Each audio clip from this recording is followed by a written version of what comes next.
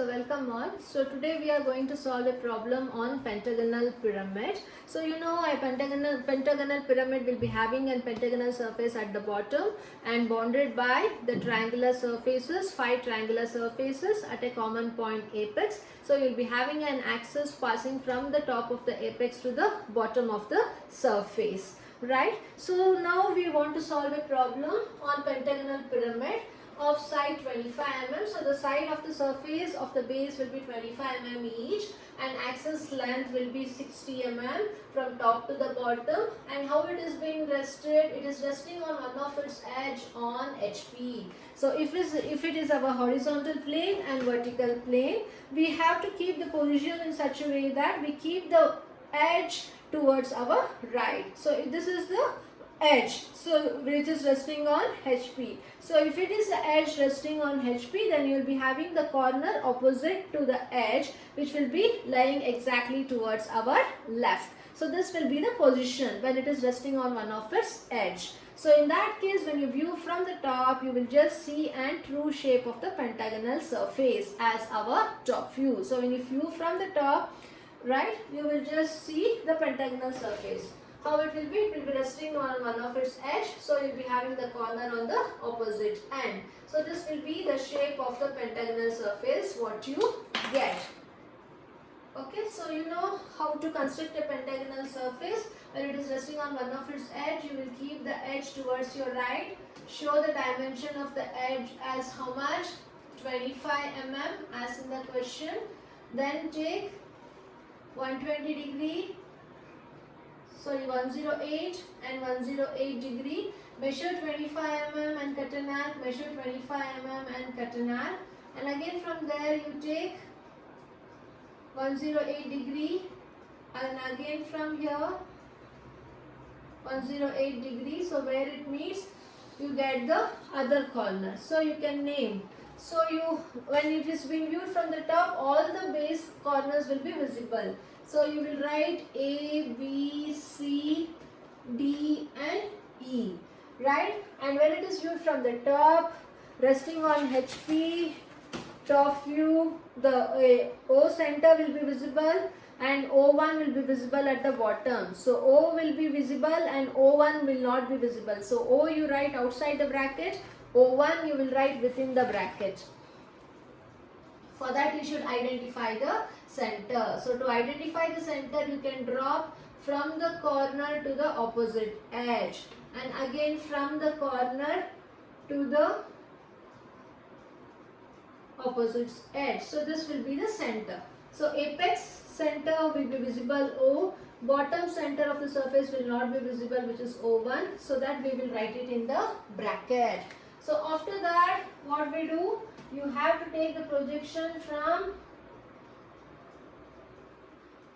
each corner, right? Please take the projection from each corner and also from the center. So once you take, you please see what is the axis height given. It is 60 mm. So here the axis line of the pentagonal pyramid will be visible and hence you show the axis pattern.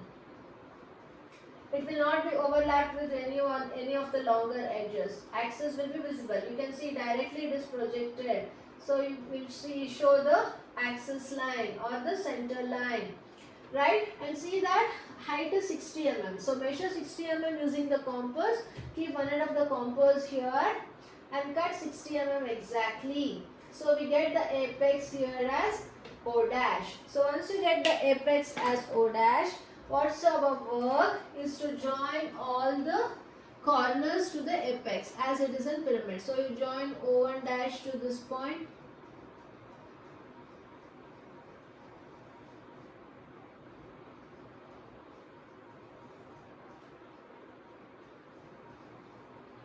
Okay. So then we have to do the naming. So when the observer views from here, A will be visible. When it comes to the front view, becomes A dash.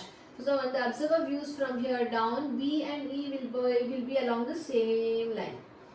So B will be visible, E will be hidden. So you will write B dash in the bracket. You write it as E1 dash. So here you have the base center as O1. So when it comes here, you will write it as O1 dash. It won't be visible currently, so you write it in the bracket because you have one of the edge over here, it won't be visible. So when the observer views from here, C will be visible and D is along the same line which will be hidden. So you will write C dash outside the bracket and D dash within the bracket. So we completed the first stage, top and the front view of an pentagonal pyramid. So always we know that whether it is a pyramid or a prism or any type of pyramid, always we assume the axis to be perpendicular in the first stage, axis will be inclined to particular angle in the second stage, and the axis will be inclined to some angle in the third stage with respect to VP, and in second stage with respect to HP. So here also it is the same case. It is told after it is resting on one of its edges of the base, okay,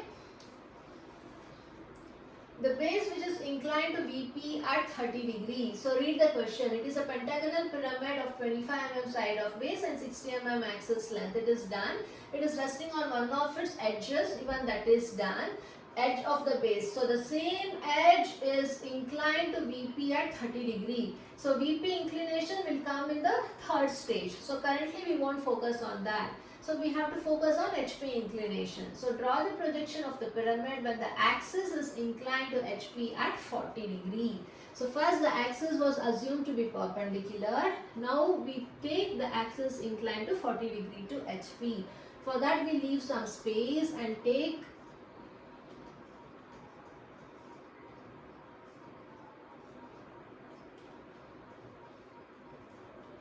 degree to HP. After you take, so this is our axis. So from the axis O1 dash to C dash, what is the distance? You please see over here. Always axis should be inclined. Don't take the distance from B1 dash. Always take from the axis. O1 dash to C1 dash, O1 dash to C dash, you take the distance how much it is. In the compass, just move on this axis line until it cuts on the XY line. So the same distance will cut here. So you have to take this distance and start moving on the axis line until it cuts on XY line. So this reference point you will join. So you got only from O1 dash to C1 dash. So the remaining part of the base you need to construct. For that you will just extend the line here. After extending the line, you measure the distance from O1 dash to A dash. What is it? And just cut a arc. And again from, so you got now A dash and also you got C dash of D dash. You need to get the name of B dash and C dash. So from O1 dash to B dash you measure and you just make a reference point. So this is our B dash and C dash. So once you got this base, you kindly measure this vertical axis. I haven't shown the dimension. You have to show the vertical axis as 60 mm. Okay, so you measure the the axis length of 60 mm. Come here and cut an arc using a compass. So this is our O dash. After getting O dash, you have to join A dash to O dash, C dash to O dash, B dash to O dash, right? So now we shifted the front view which was having axis perpendicular to XY line to an particular inclination. So after that you take the projection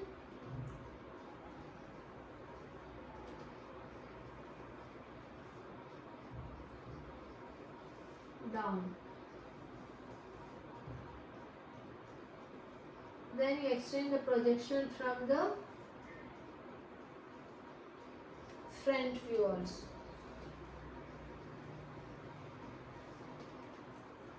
And please take the projection from the center also. So you see that you have named everything. So this is O1 dash, okay. So this is C dash, D dash, this is B dash, C dash, this is B dash, E dash. So now the locus of A dash is meeting A at this point. So this is our A. So locus of B is meeting B dash at this point, so this is our B. Locus of C is meeting C dash at this point, so this is our C. Locus of E is meeting E dash at this point, this is our E. Locus of D is meeting D dash at this point, this is our D. And locus of O1 is meeting O1 dash at this point, this is our O1. And locus of O is meeting O dash at this point, so this is our O. So after naming, always I told that outer boundary is visible. So you will join the outer boundary. So A to B, B to C, A to E, E to D, D to O and C to O. So outer boundary is visible. And one more thing. So this is the bottom surface, pentagonal surface. So the corners coming through the surface will be visible. So that we have joined already. Apart from that, we have one corner here on XY line. So the projection passing through this corner will be always hidden. So this side of the base should be hidden. So I am just changing this to hidden line. And along with that, we have two more corners which is coming through bottom surface. So this is the bottom surface. So within the bottom surface, you have two more corners. From C to O we have to join. From B to O also we have to join. Right? Because we have B dash to O dash and C dash to O dash. That should be shown here also. Since it is passing through inside the bottom surface, you have to show dotted line. B to O as well as E. This is E to O. So along with this, we have one more edge which is passing through A to O. So this is passing through the corner of the top surface, not through inside, the outer edge, and hence this will be continuous. Okay, so A to O will be continuous. Along with that, we have the axis line from O1 to O. So this axis line is overlapped by the longer edge, and hence this will be a continuous line. And this is also continuous thick line, and this will be also continuous thick line. So this is the second stage top view and the front view. So now, what is the third stage? It is with respect to VP. So in VP angle, you just see what has been inclined. Is it the axis or the edge? It is not the axis. In this case, it is the edge. The side, the edge which was resting on HP, the same edge is inclined to VP at 30 degree. So this was the edge. DC was the edge which was resting on HP. So the same edge now has been inclined to VP at 30 degree. Okay. So this edge DC of the first stage and the side here DC of the second stage will be same. The true length will be the same. And hence no determination of apparent angle. Whenever the inclination is with respect to side or the edge, no apparent angle determination. Only if the axis has been inclined to some angle, then we have to determine the apparent angle, provided it is directly inclined. If it appears to be, we are not supposed to determine. Since it is only the edge, the true length will be the same. So we will directly take VP 30 degree to VP. So this is our 30 degree line. So we have to shift the edge which was resting on HP to VP now. So same edge, the true length is same, either first stage or the second stage. Okay, so you have to fix either of the one edge, either D or C. So out of these two you will fix one. So leave some space and fix the point D. So once you fix the point D, you measure from D to C what is the distance and just make a reference point. So now you got C. D and C you got it, right? So after that, remaining part now we have to construct. So this DC is inclined to 30 degree. So once it is done, what you do is, you need to know the apex. So apex is behind this distance. For that, to identify the apex, you should know this center point of DC. So you measure the center point of the DC, how much it is. Measure this point and just make a reference. So this is the center point. So from the center point, you just draw a perpendicular line.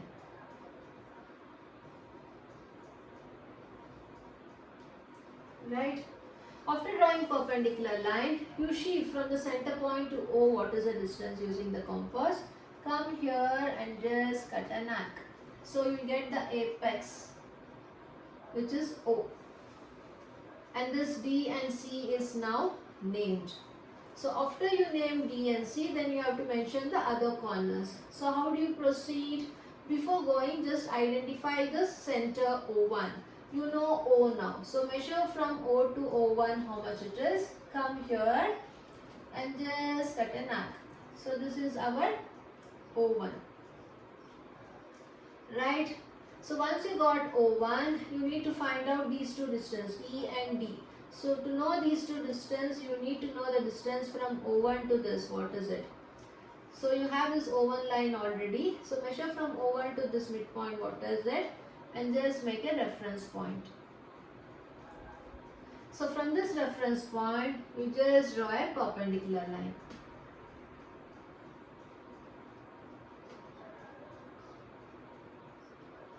Okay.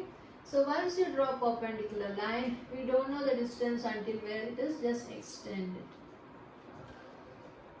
So after that, you please measure from this midpoint to E what is the distance, just cut an arc. Similarly from the midpoint to B what is the distance and just cut an arc. So this is E and this is B. And on the same distance here, from the midpoint to A you just check and cut an arc. So you got the distance A, you got E and you got B, you got O1, you got D and C. So this is the bottom surface. So bottom surface was visible. So you join A to B, you join A to C, you join B to C and you join E to D. But D to C was hidden. So you just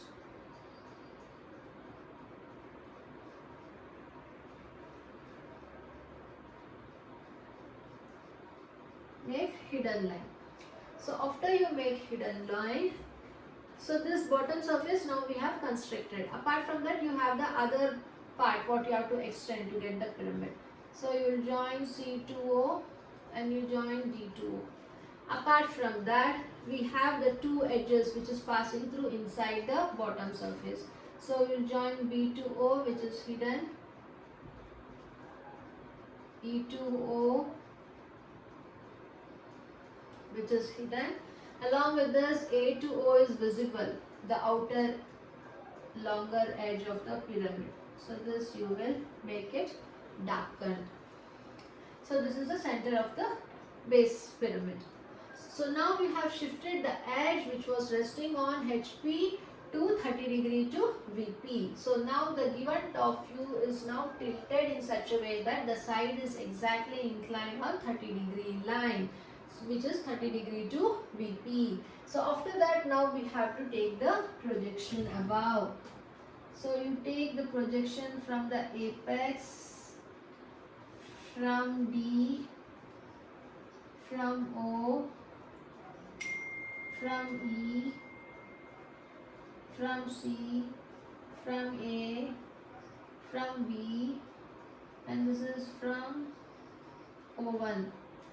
So after taking the projection, you kindly take the projection from O dash, A dash, B dash and E dash, O1 dash, C dash and D dash, and then start reading the locus. So before that, you just erase the extra lines. Then start reading the locus. So the locus of A is meeting A dash at this point. So this is our A dash. So locus of B is meeting B dash at this point. So this is our B dash. So locus of C, locus of C is meeting C dash at this point. So this is our C dash. Locus of D is meeting D dash at this point. So this is our D dash. Locus of E is meeting E dash at this point, so this is our E dash. And then locus of O1 is meeting O, locus of O1 is meeting O dash at this point, so this is our O dash. And locus of O let it as right outside, so locus of O is meeting O dash at this point, so this is our O dash, right? So this is the outer view of how the front view looks like. So an outer boundary will be always visible. So we'll join the outer boundary, C dash to D dash, D dash to C dash, B dash to A dash to O dash, O dash to E dash. So when the observer views from here, the bottom surface will be visible and continuous. So when he views from here, the bottom surface will be visible. So 3 parts we have covered. So 2 more edges we have to join. So we will join A dash to E dash and E dash to D dash. So after that, the corners, the projection coming through the corner of the top, corner of the surface will be visible. So this also you will make it as darkened line. So once this is done, please darken. All these lines will be visible. Okay. So apart from that, so we have joined from A dash, from E dash, from D dash, right? So we haven't joined from the corners B dash and C dash. It is passing through inside the surface. So this will be dotted. Any projection passing through inside the surface will be dotted. And again from C dash, it will be dotted. And apart from that, you have the axis here from O1 dash to O dash. So you show the axis line. So this will be the final front view and the top view of the problem when it is resting on one of its edges. And even the same edge is resting on VP at 30 degree. So no need of determining the apparent length, as the edge true length will be same in first and the second stage. If it was a problem on axis inclined to VP, then we would have determined the apparent angle. Thank you.